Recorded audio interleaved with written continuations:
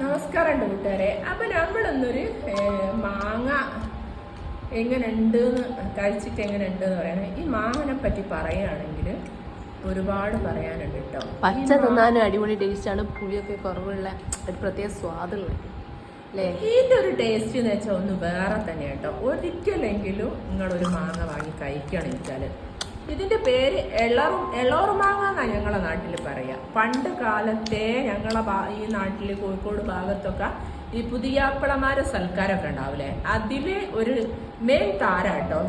നമ്മള് ഭക്ഷണത്തിന് ശേഷം എന്താ പറയാ, ഇന്ന് ഫ്രൂട്ട്സുകളൊക്കെ വെക്കൂലേ, അന്ന് ഈ മാങ്ങ പൂവമ്പഴം അങ്ങനത്തെ ഒക്കെ ആട്ടോ വെക്കുക.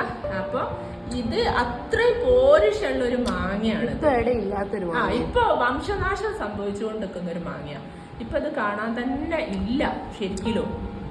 നമ്മള് ആ മാങ്ങ എന്താ പറയാ ഒന്ന് ചെത്തി മുറിക്കാൻ പോവാണ് കേട്ടോ. നമുക്ക് അതിന്റെ ടേസ്റ്റ് അറിയാം.